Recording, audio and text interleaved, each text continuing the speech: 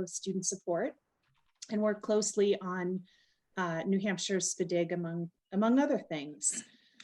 So we are going to go ahead with that 15 plus 15 format. And I think the numbers are okay, that as we get into the discussion portion, if you want to just unmute yourself and ask questions, we're fine fielding questions that way. And of course, you can always put questions in the chat. So what I'm going to do is just share a brief overview of our presentation today. We're going to talk with you a little bit about what is iSocial and give you that New Hampshire context for our work. Then we are going to share with you what our pre-COVID approach was to measuring fidelity implementation, and then what happened once COVID hit. Share a little bit about the kind of crisis management we found ourselves in, and some of the problem solving strategizing we did. And then we'll wrap up today with where we are now. So that's kind of our plan. So I wanted to start by sharing the New Hampshire context with you, just a little bit about what is iSocial. iSocial basically began with our state systemic improvement plan as a federal reporting requirement about 6 years ago, working with school districts that serve preschool children, all preschool children, but especially preschool children with disabilities. And we've recently expanded it with the work of the SPDIG to bring on communities and expand the age range from birth to 5. And so in a nutshell for iSocial, iSocial actually stands for Improving Social Emotional Outcomes with Complementary Infrastructure and Leadership. A mouthful, but the nutshell version of that is really, it's a systems-based approach for implementing the pyramid model. I'm not sure if you're familiar with the pyramid model, but basically the pyramid model is a conceptual framework of evidence-based practices. It focuses on promoting social, emotional, and behavioral outcomes for children birth to 5. It promotes family engagement. It also promotes inclusion of children children with or children at risk for developmental delays and disabilities. And New Hampshire is basically one of 29 pyramid model states in the country. And so under iSocial, we really engage what we refer to as community collaboratives and their implementation sites. Basically, community collaborative teams are made up of those community partners that have agreed to adopt the pyramid model, and they've agreed to participate in the training and technical assistance that we've agreed to offer. And it's really focused on supporting leadership and infrastructure development, looking at data collection and analysis, really the strategic planning and sustainability of the pyramid model practices. And each community collaborative identifies implementation sites. So those sites currently exist. There are schools, childcare programs, home visiting programs as well. And those are the settings where the pyramid model practices are actually implemented. So a community will, based on readiness factors or willingness to participate, they'll identify those implementation sites. And so under iSocial currently, we've engaged 5 communities and 12 different implementation sites, all serving children birth to age 5. And we've really engaged them in that professional development and technical assistance to support pyramid model implementation. And so what I'm going to have Christina talk with you a little bit about is are the fidelity measures that we use really to provide practitioner level data, but also program level data in our implementation sites, and the impact COVID has had on implementing those fidelity measures. So Christina, I'm going to have you jump in here and talk a little bit about the measuring of fidelity. Absolutely. So as Amy mentioned, I'm sorry, it threw me off a little bit. As Amy mentioned, we, through iSocial, we're implementing at various different levels to build the infrastructure.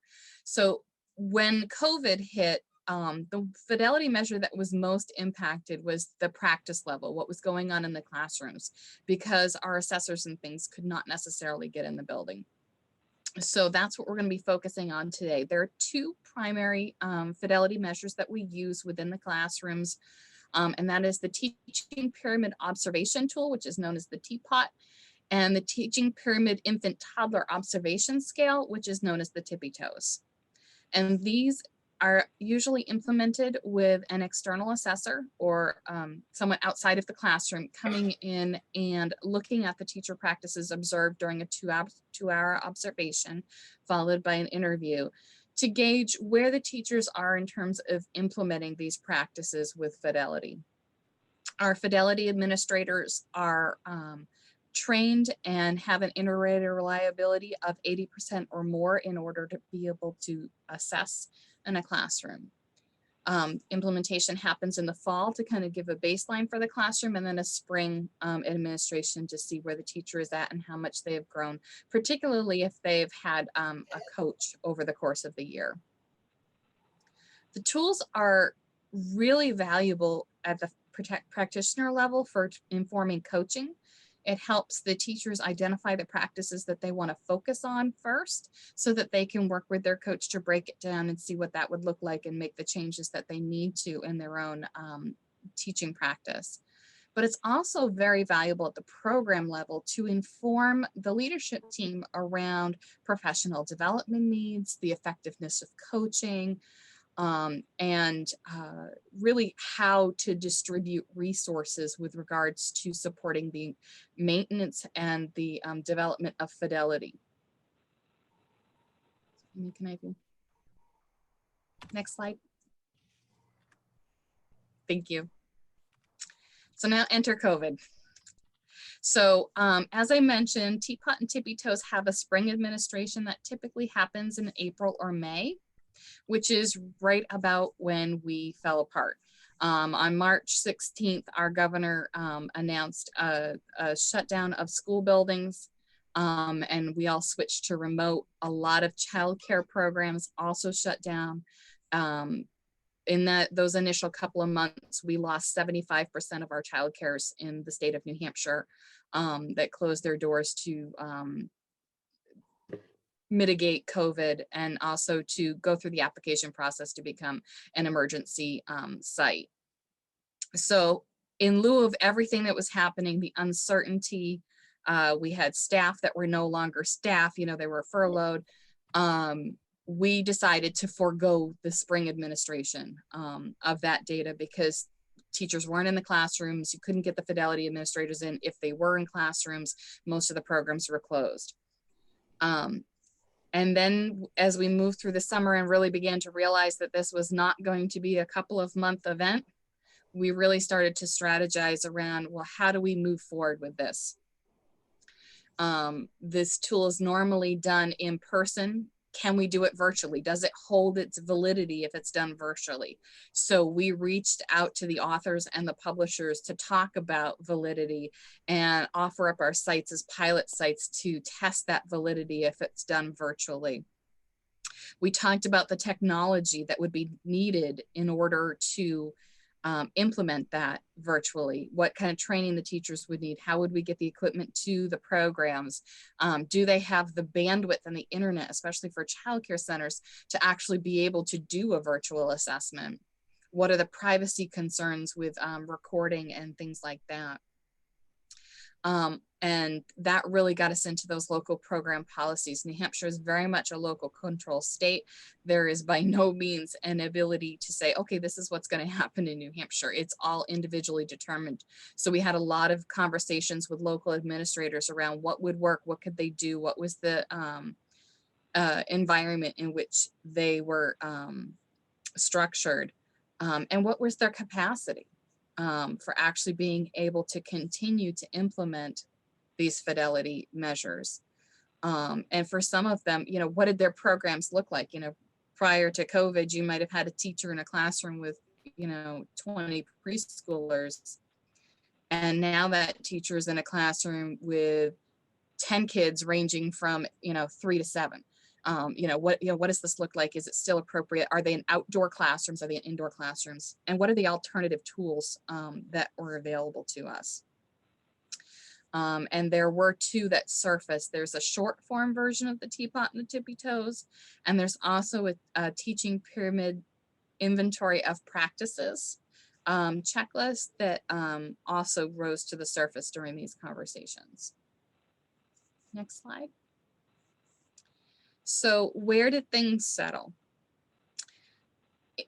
Because we're a systems-based approach to the pyramid model, we were already working with programs to train staff to be validated teapot and tippy toes administrators. So we did have a few programs who already had staff that were trained and validated, but they had never actually done a teapot or tippy toes in real life.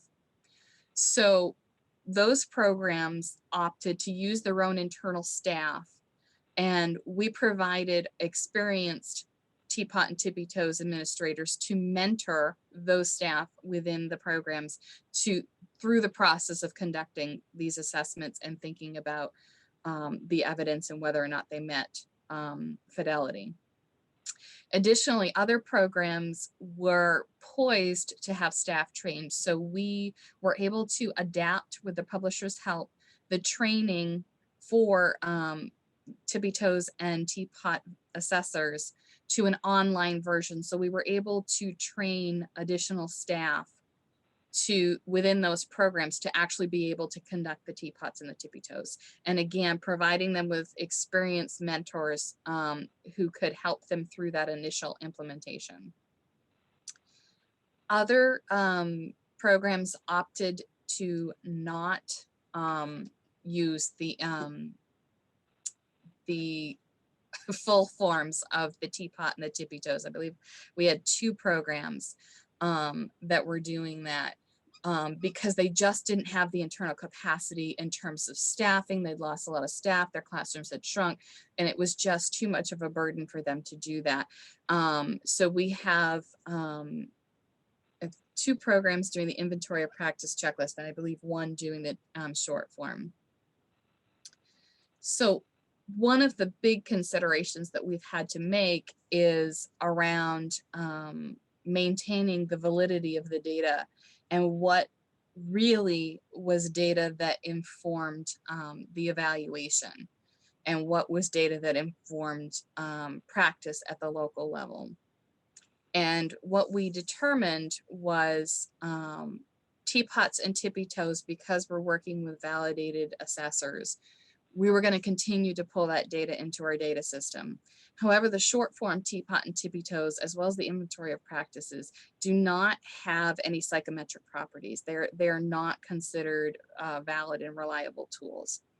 So we worked with the programs to understand the value of the tools in terms of informing coaching, but also to recognize its limitations in terms of making programmatic decisions around coaching and training and those components.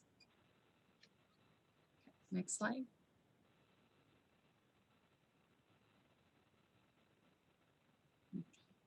So here's where we're at. We have 7 of our sites are completing full teapots and tippy toes on all of their classrooms. 2 of them are actually doing this virtually with some of our experienced teapot and tippy toes assessors. 5 of them are doing it with internal capacity. 2 of those programs did not have internal capacity prior to the summer. So they were trained in early fall and are being mentored. 4 of them, I thought it was 3, 4 of them are using the short form tool or the practice checklist, but all of the data is being completed on reasonably on time, about a month late, by December 1st. The mentors, again, have been instrumental in building the capacity and within the programs, and we've heard a lot of positive feedback from those teapots and tippy toes assessors who are doing this for the first time, in terms of being able to have those conversations and saying, I saw this and this is what I'm thinking. Am I still within that reliability piece?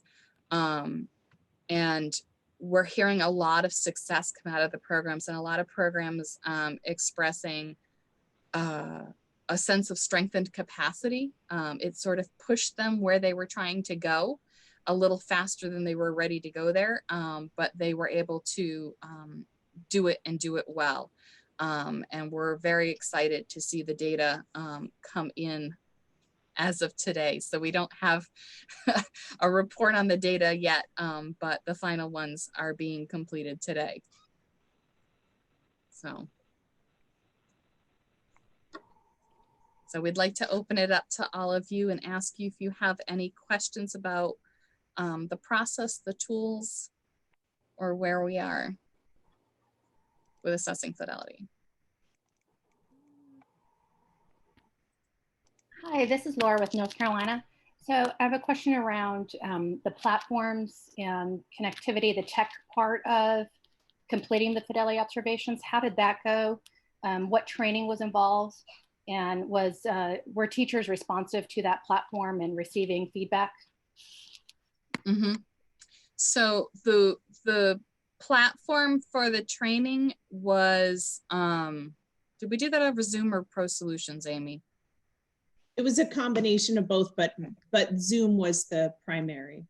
Mm-hmm. So that was how we trained our internal Teapot and Tippy Toes administrators when we switched to the virtual. They were very responsive to it. They really felt like they understood it completely. They were able to do the validity test at the end individually. So it worked out really well. So well, in fact, that we're actually going to be replicating it again in the coming months to continue to build that capacity. For the teachers who had the Teapot or Tippy Toes done on them virtually, it was a little bit challenging. For the Teapot and Tippy Toes administrators who did them, said it was kind of, the hardest thing was you couldn't see the whole classroom at a time. So you couldn't see what was happening off of camera in order to be able to answer some of the questions. So they had to rely a little bit more on interview for some of the aspects, particularly in the infant toddler rooms when it came to care routines, because of privacy and, you know, what you ought to be filming and what you shouldn't be, you know, diapering and toileting and those sorts of things were not on camera. So those sorts of things had to be done a little bit more via interview. But the feedback that we're hearing from both the administrators as well as the teachers is that they felt that it was on mark for where they were with their practices, where their strengths were and where their challenges were, and that it was very valuable for them to have gone through the process. One thing I will say that nationally we heard, and this is something that we took into consideration when we were looking at, do we do these virtual sessions, is the biggest inhibitor with regards to fidelity was masks. If everyone was masked, it was really, really hard to tell who was talking and who was responding, particularly if you're not familiar with that classroom and the voices in that classroom. So we took that into consideration and made sure that masks were not an issue in the environments where we conducted the Teapots and the Tippy Toes.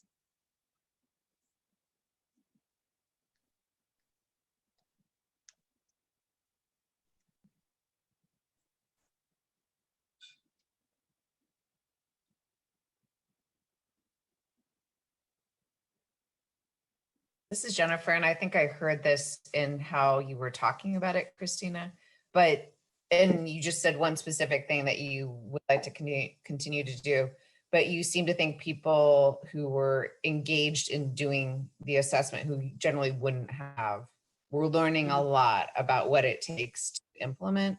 So do you all have plans for post-COVID to try to integrate that into the overall evaluation? Yeah, we'll be capturing that through our leadership team surveys as well as some of our coaching surveys in terms of, you know, how did that go for them? What were their challenges? What were their successes? We're going to be doing an analysis of the actual data that we're getting out of these virtual Teapots and Tippy Toes, as well as the ones that are being done by the novice Teapot and Tippy Toes folks against what we would normally have seen. Taking with a grain of salt, recognizing that classrooms are not what they were, you know, in previous years. In particular, we have a lot of outdoor classrooms right now. But taking a look at it to see, you know, just how much of a margin of difference might there be? Are we in the tip, you know, are we where we would expect to be with folks who have been, you know, practicing for, you know, however many years? Just to kind of cross check that validity and say, you know, are we solid with the data, or do we need to have some concerns and go back to rethink how we're doing it to ensure that it's providing us with the data that we need.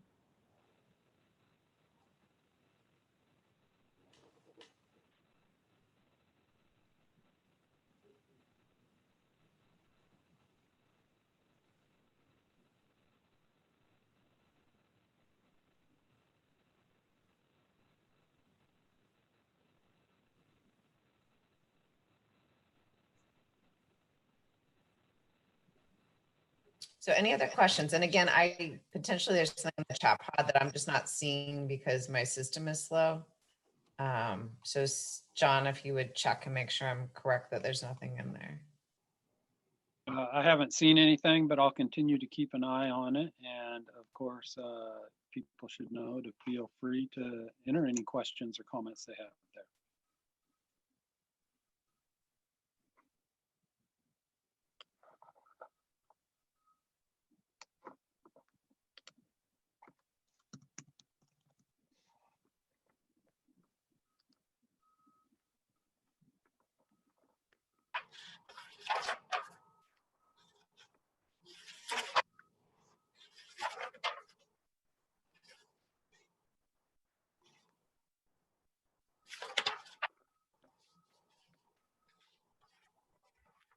Jennifer, you're on mute. I see you're talking.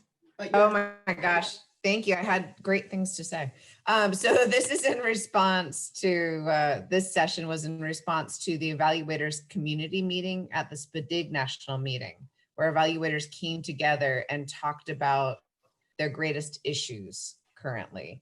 And of course, fidelity collection was a big concern. And so, and then Sung Young An, who you just heard, the project officer for Amy and Christina, came up with this idea along with Amy and Christina. So Sung Young, did you want to say anything? Thanks. I joined the meeting a little bit later, so I apologize for that. But I just wanted to thank Amy and Christina for sharing their great work and their continuous efforts to make sure that the children, receive quality services.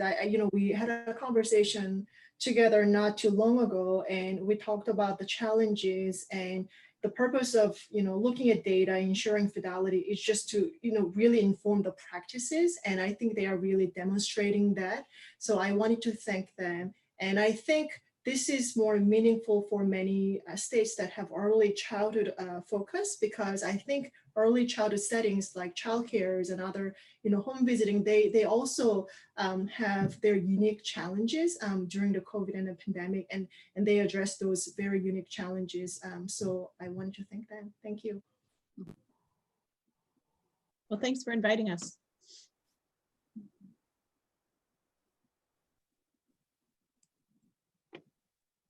This is John here. I do want to draw So we're people's gonna- attention.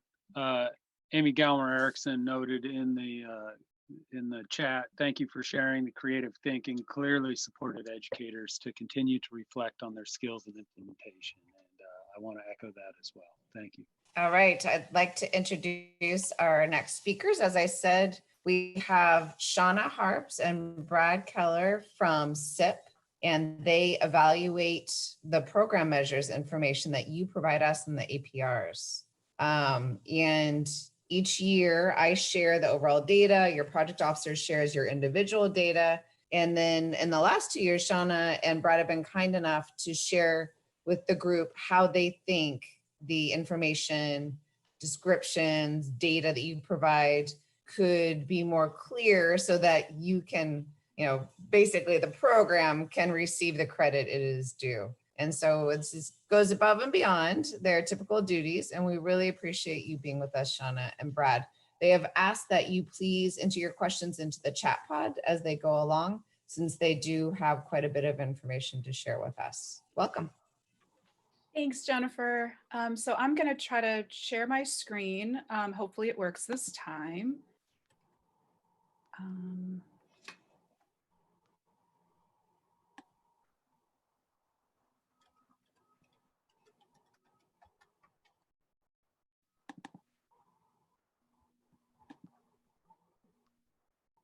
It looks great, Shauna. Oh, okay, great. You can see it. Okay, I'm just going to go to slideshow mode. Hopefully this will work.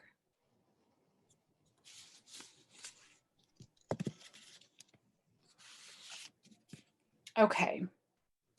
So hi again. As Jennifer said, I'm Shauna Harps, and I'm with my colleague Brad Keller, and we're members of the Center to Improve Program and Project Performance team, also known as CIP. So during this presentation, we'll explain what the CIP team does and provide recommendations for improving the quality of the data that you provide in your SPDIG annual performance reports. So CIP provides technical assistance to OSEP staff and grantees on evaluation design and implementation and performance measurement. So one of our tasks is to review and report Government Performance and Results Modernization Act, or GPRA, measured data on OSEP programs. So we review data that SPDIG grantees report on the 3 program measures that you see listed on the screen. And so they help the program office measure performance and results related to implementation of professional development practices, fidelity of implementation, and use of funds to sustain the practices. So each year you report data on the measures in the annual performance report. And for program measure 1, implementation of professional development practices, you use the SPDIG evidence-based professional development components worksheet to describe practices related to your initiative's PD system. And then you enter data for all of the measures in the ED 524B project status chart. So in terms of our review process, each year OSEP sends the CIP team SPDIG grantees annual performance reports, and then pairs of CIP staff review data for each of the measures independently as a way to check for consistency between the reviewers. And we rate the quality and the completeness of data reported for each measure. So for example, did the grantee complete the PD worksheet for all 16 components? And did the grantee use the correct formula for calculations? So after independent reviews, each pair then meets to discuss their ratings and reconcile any differences, and then add the GPRA data to a tracking file that we use to aggregate the data across grantees. So the CIP team then writes a report summarizing aggregated results and submits it to OSEP. So overall, one thing we just wanted to point out is that the quality of the data that grantees report and also GPRA results have improved. So we do just want to take some time to mention that and really commend each of you for that. And we want to help you continue to report high quality data. So again, during this presentation, Brad and I are going to share some tips for GPRA performance reporting based on the most recent reviews of the data.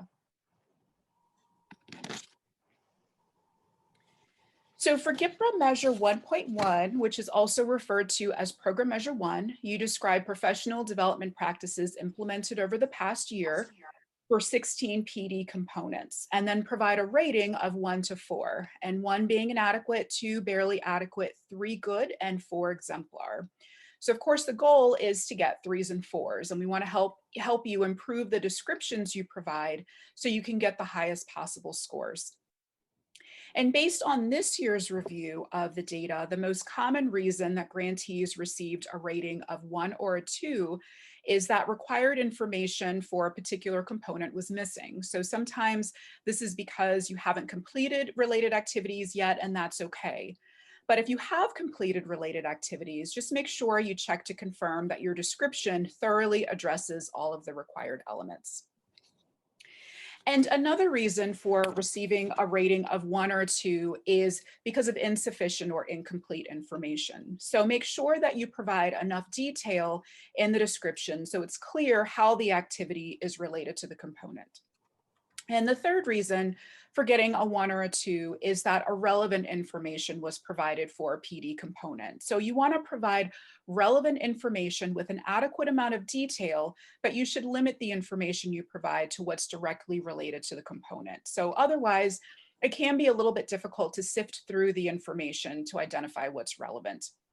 If chunks of information are relevant to multiple PD components, it's okay to copy relevant information from one section and paste it into another, but only some of the information may need to be copied and pasted rather than a whole section.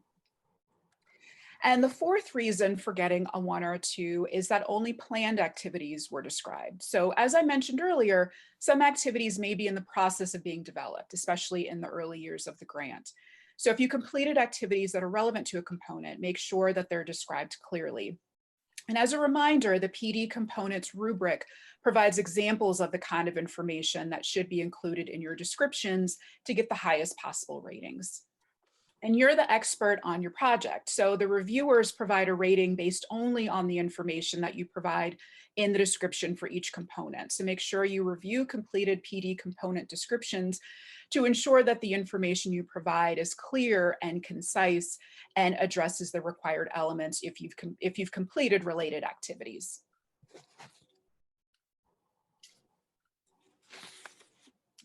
The most recent performance results indicated that the PD component with the highest number of initiatives that received the lowest score, so a 1 or a 2, was component E2, which is leadership at various education levels, analyzes feedback regarding barriers and successes, and makes the necessary decisions and changes.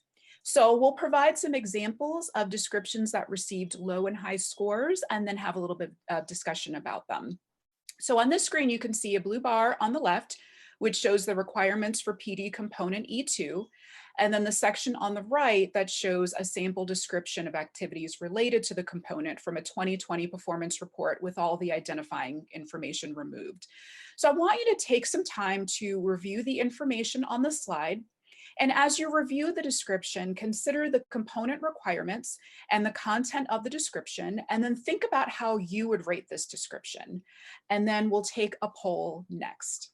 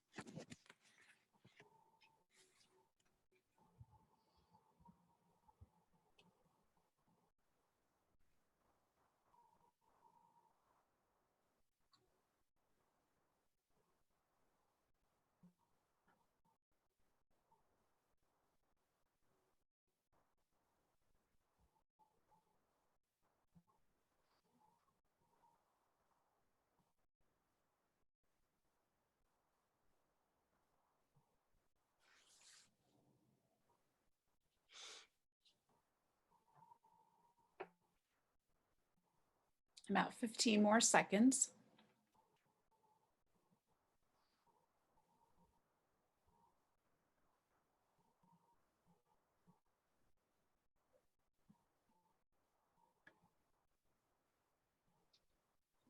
Okay, so we're ready for our first poll, John. And what rating would you give this description?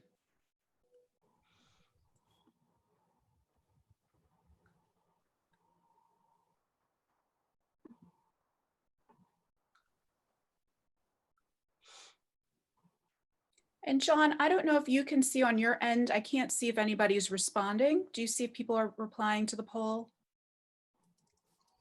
Yes, they are replying. I believe it'll broadcast once we're done, once I end the poll. So it looks okay. like people have slowed down. We've got about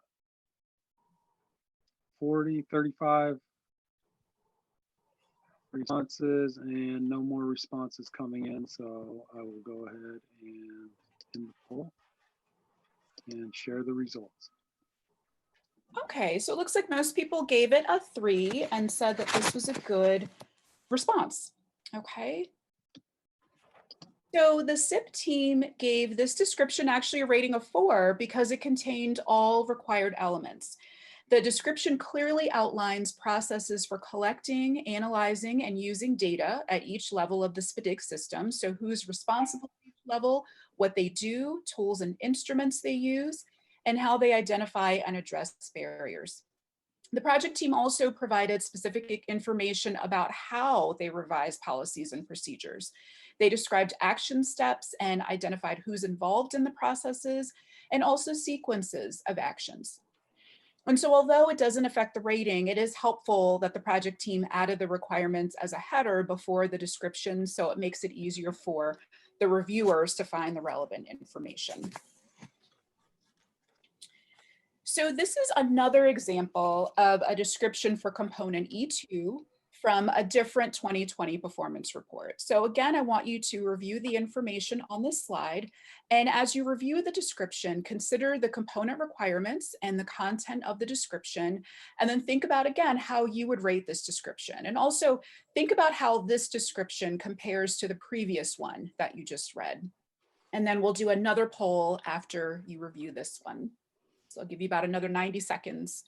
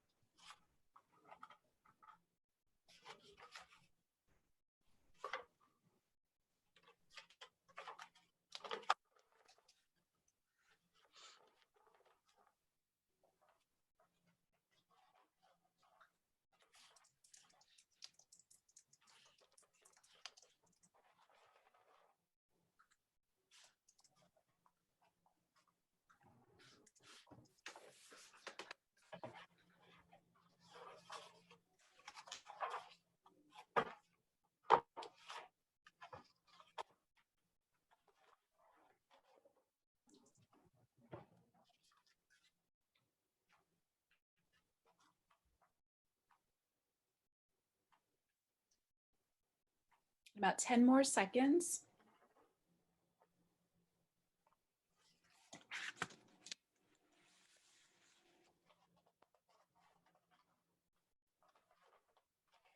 Okay, so what rating would you give this description?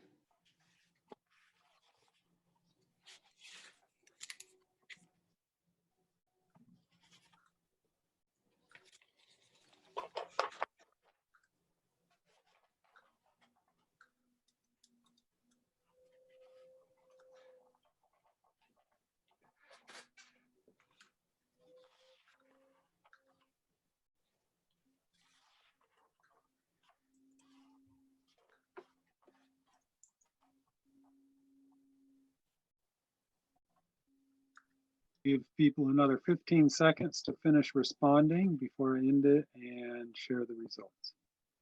Thank you, John.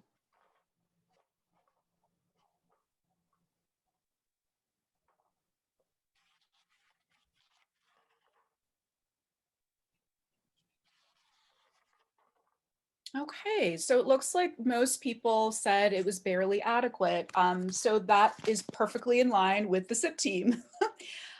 So for this one, we gave this description rating of a 2 because it had incomplete or missing information, as you all noticed as well. So the description does not have enough information about the processes for collecting, analyzing, and utilizing data. And instead of simply stating the project team conducted these activities, it would have been helpful if they said how they did them. And the description of processes for revising policies or procedures also is not very detailed and didn't explain what happens after recommendations are made. So for example, how do the recommendations lead to change that supports continuous improvement? So it's important that you do more than simply restate what's listed in the requirements. And just like in the last example, it is helpful that this grantee put the required elements in bold font before the description. So again, the SIP team really wants to make sure that you get credit for completing relevant activities related to each of the PD components.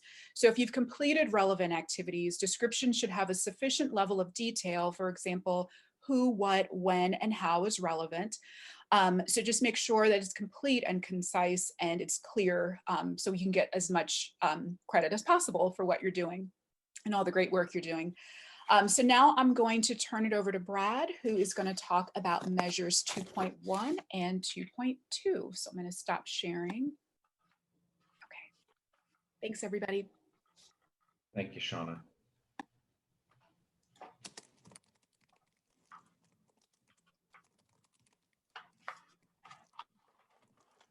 Okay, so I'm going to talk a little bit about two more GEPRA measures.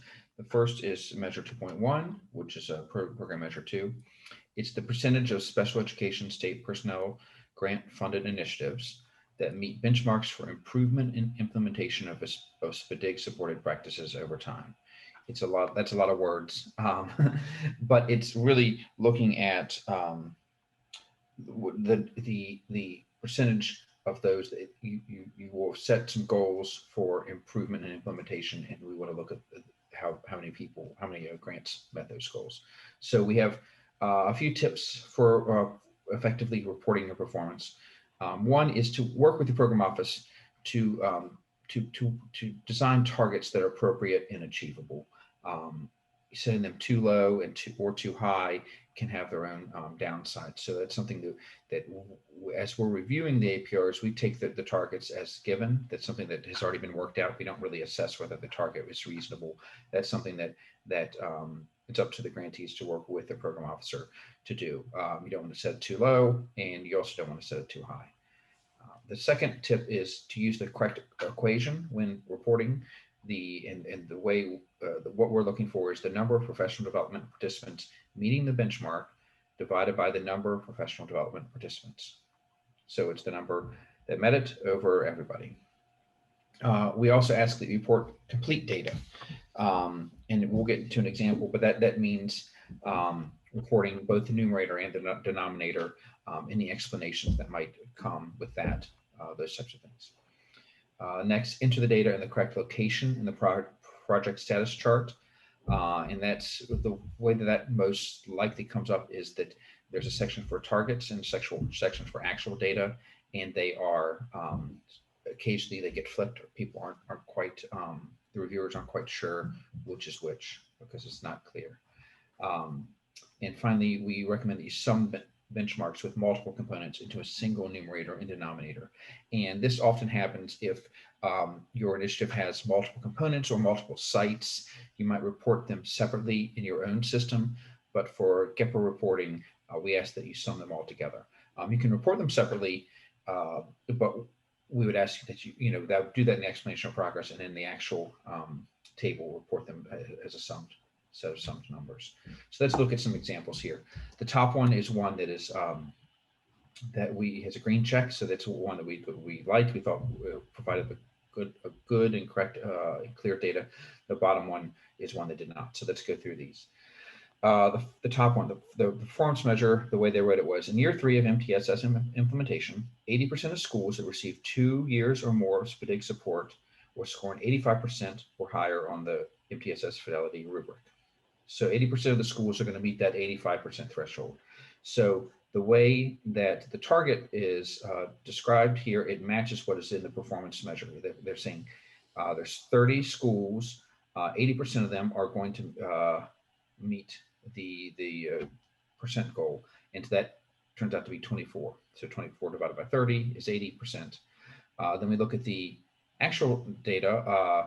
The denominator is still 30. That's a good sign. It shows that we're talking about apples and apples here. And it looks like 26 out of those 30 made it, which is 87%. So this grantee would have met this performance measure goal because the actual was higher than the target. And it's helpful for us that all the numbers line up. Like I said, the 30 is the denominator in both. They seem to match the description as well. Underneath is another example. It's similar. It's in year 3 MTSS implementation, 90% of schools, so it's a little bit higher threshold. They had a higher target. 90% of schools that received 2 years or more of SPDIG support were scoring 85% on the fidelity rubric. However, there's a few issues here. First of all, we immediately see that there's nothing in the ratio columns. So we only have percentages. We don't have the raw numbers. And so that is, it's kind of a red flag that we can't tell how the grantee got this percentage. And then we also look and see that they listed under, and this is a real one, we didn't make this up. They listed under the percent for target is 87. However, in the text on the left, it said 90% is the target. So when you see it under actual under 90%, under actual under percent is 90. So it appears that the numbers here were flipped, that they put the actual and the target in the wrong columns. But without those, without the ratio, the numerator and the denominator, we can't tell if it's just a math problem or if they actually reported them wrong. We try our best if there seems to be an obvious error, and there's evidence to support that this is an error, we shouldn't follow the error. We will try to give the grantees credit when we can. However, if there's not enough information for us to kind of figure out what happened and untangle the knot, it's impossible for us to say that this grantee met the target, even though in real life they very well might have. So let's move on to measure 2.2, which is program measure 3. This one is the percentage of special education state personnel grant funded initiatives that meet targets for the use of funds to sustain SPDIG supported activities. So this is the, it's a measure of money, percentage of the money used for sustaining practices. For this one, again, we say use the correct equation, and it's the cost of technical assistance, and it's really the cost of technical assistance designed to sustain the practices, divided by the cost of all professional development activities. And we'll show, we have an example in the next slide that shows how that can be misconstrued. We again recommend that you report complete data, so those numerators and denominators and any sort of explanation that might explain why things look a little different. If they aren't quite as clean, we can deal with messiness as long as it's explained. Enter data in the correct location in the project status chart. Again, this target versus actual, make sure you put it in the right spot. And again, if there are multiple initiatives, we ask that you sum the costs into a single numerator and denominator. And we find this, again, this is often the case when there are different sites or maybe different pots of money for different things. If they are all contributing, we prefer that you add it all together, because we don't necessarily know if you report us 5 different pots of money and you know that A, B, and C all contribute to sustainable practices, but D and E don't. If it's not clear to us, we aren't quite sure which ones to add up into the numerator and which ones to add up into the denominator. So it really is helpful to have that done for us, so we aren't making assumptions. So again, here's an example of some real data. The top one is one that got a positive response, and then one at the bottom was one that we could not figure out what happened. The top one says the percent of project's professional development funds supporting the project that is used, for follow-up activities designed to sustain the use. So it looks like they had $900,000, and they wanted, the goal was to spend 60% of that, or $540,000, on activities designed to sustain the use. And in fact, it looks like they spent 630,000 of the 900,000. Which is 70%. And so this is nice and clean. The 70 is higher than the 60. They both have 900,000 as the denominator. That appears to be $900,000 appears to be all the project's professional development funds. So it all lines up and makes sense. This is one that not only are all the data reported clearly, they actually exceeded their target. The one underneath, there are a few issues here. First, the description is percent of the project's sustainability funds used for follow-up activities designed to support the initiative. Right off, that's a red flag, because it looks like their denominator is the sustainability funds, not all professional development funds. So it looks like here they reported that $300,000 is their denominator. That appears to be their sustainability funds.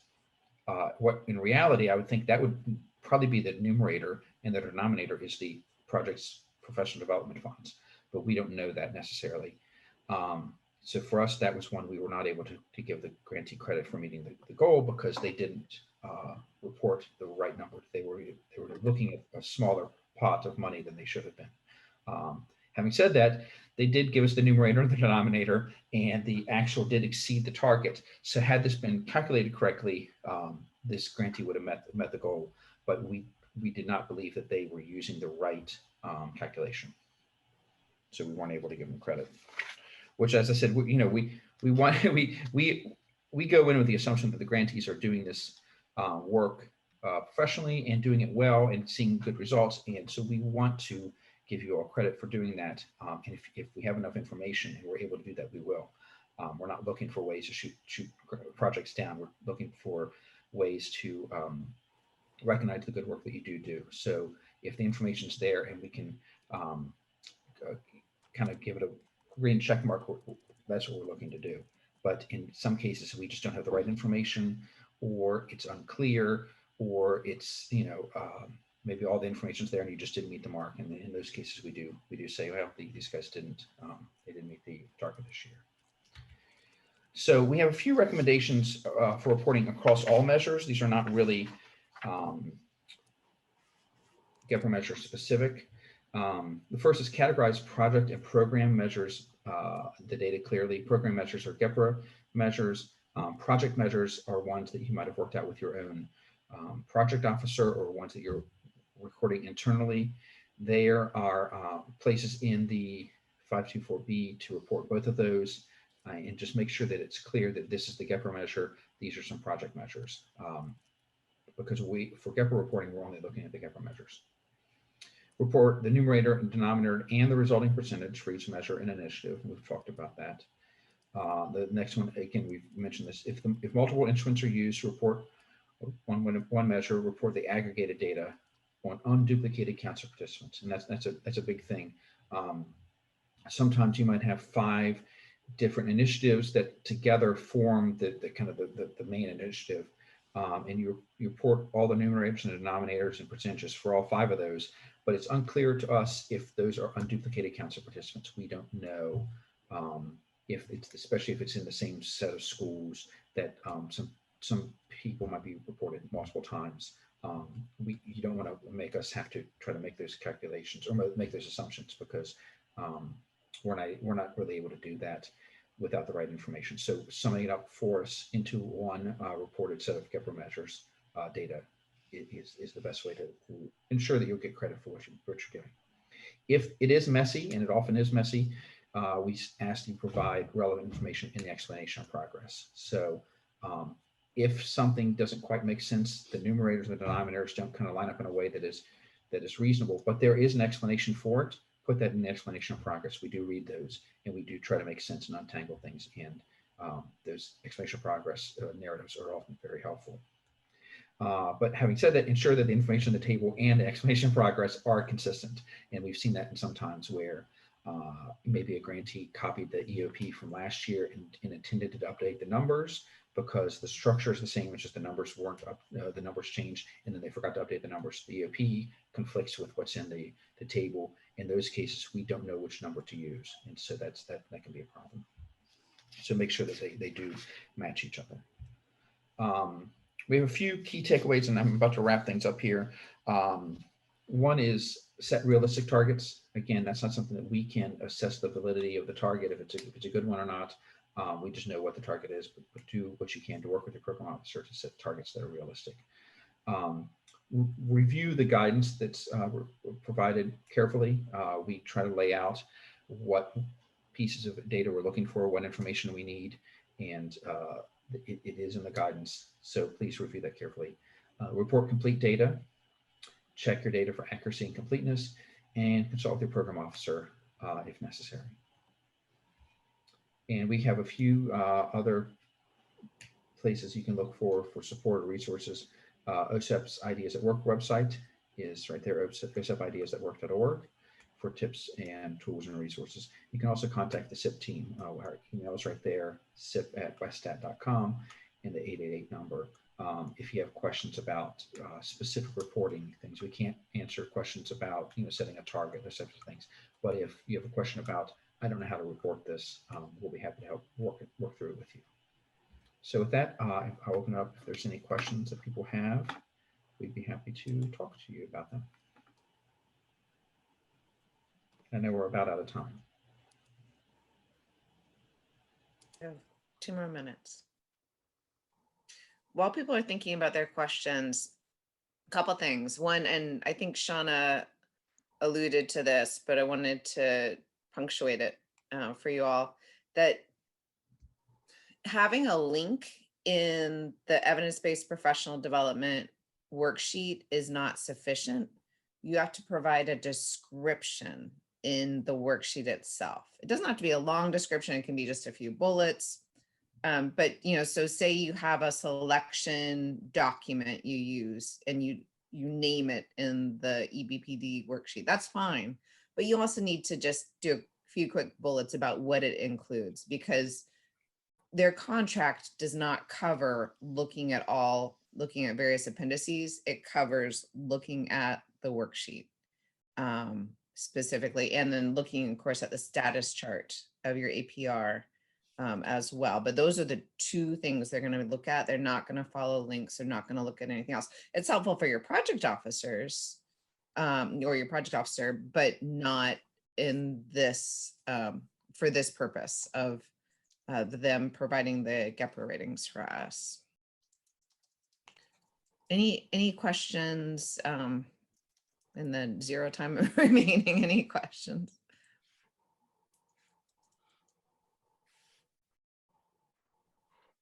Okay, I'm seeing over here that people say these are good insights. These are helpful, talking about quality reporting, not just quality work, but quality reporting. Really understanding what you're trying to accomplish and then how you can describe it. And I recommend to people with your APR to have somebody read it who's not as heavily invested in the day-to-day work, and just to ask you any questions if something doesn't make sense, especially the worksheet. I think that's a good idea to do. So thank you so much, Shauna and Brad. Thank you again, Amy and Christina. Thank you, John, for organizing us. And thank you everyone who attended. I think that you all had a great meeting at the SPDIG National Meeting, the evaluators did. I really appreciate the work that was done on that. Cheryl, Jason, and Julie. And I think, you know, as you think of more areas that you need assistance with, that you'd like to hear more about, or that you even like to share, please let me know and I'll go ahead and make it happen. Have a good afternoon, everybody.